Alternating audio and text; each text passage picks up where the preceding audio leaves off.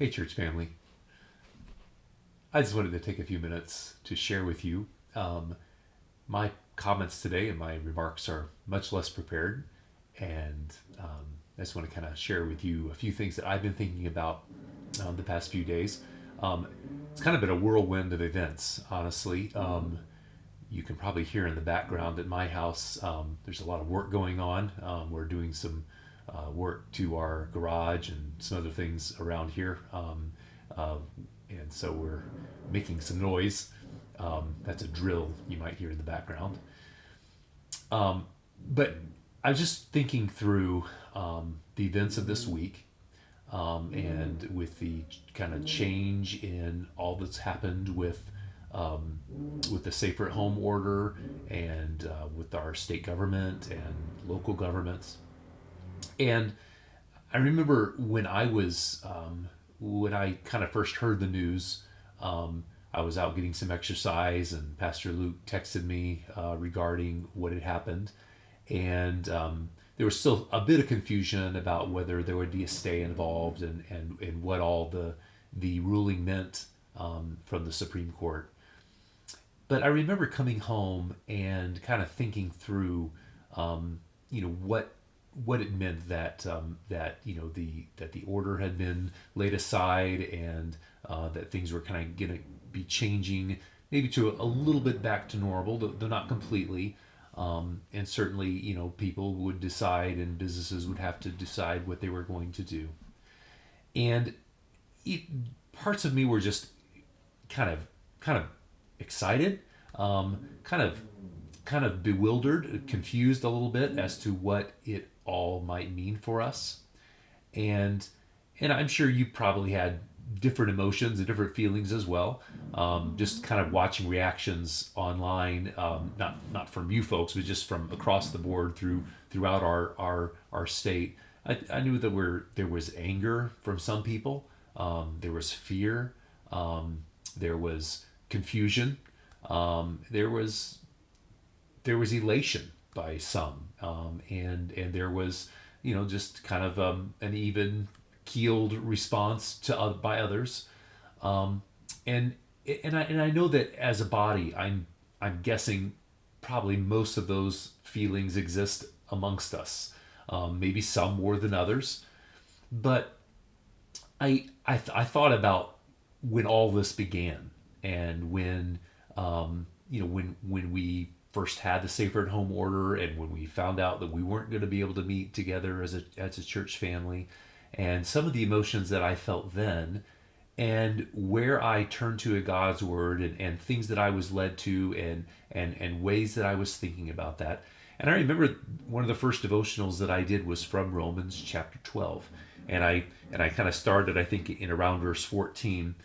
And when all this happened and I was thinking through it, I kind of went back there again. And I backed up a few verses to chapter 12 and verse 9. And I think these verses, are very helpful for us as we think through kind of what is going on, and how to react to one another, how to respond to our society at large, how to respond within the body. And it says this in verse 9 of Romans chapter 12. Verse 9 says this: "Let love be genuine, abhor what is evil, hold fast to what is good, love one another with brotherly affection. Outdo one another in showing honor. Do not be slothful in zeal, but fervent in spirit. Serve the Lord. Rejoice in hope. Be patient in tribulation. Be constant in prayer. Contribute to the needs of the saints, and seek to show hospitality." There's a lot for us in there that we can be doing right now. And I think there's a lot of really appropriate responses for us as God's people. Just the whole idea of genuinely loving one another. We need to do that. We've been called to do that on several occasions throughout this time. Abhorring what is evil, of course, always as believers, we want to be doing that. Holding fast to what is good, to what is true, to what is true about what we know about God, as Pastor Love challenged us even on Wednesday. loving one another with brotherly affection, outdoing one another in showing honor. I think that's a big one, because we all respond so differently to many of these things. How can we outdo one another in showing honor and being patient and gracious to those who see this differently than we do? The next section there, rejoice in hope, be patient in tribulation, be constant in prayer.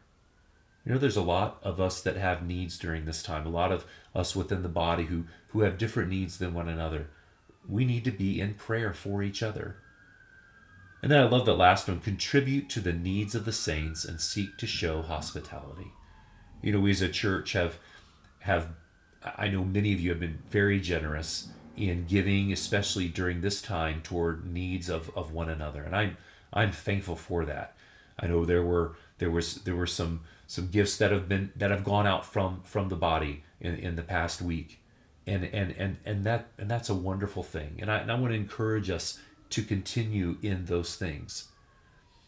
And as we respond to this, as we look forward to being together as God's people coming up on Sunday, you know, it's not really the most convenient way for us to do it. We're all kind of used to coming together at 9 o'clock, and that's our time. I think some of us like saw the 10:30 time, like, man, I want to get on that. But then there's the noon time, and that's probably a little bit outside of a lot of people's comfort zone for what they're used to in attending. And we can't all be together all at once. But we long to hear the preaching of God's word. We long to be singing together, even though we might have fewer voices than what we would normally have.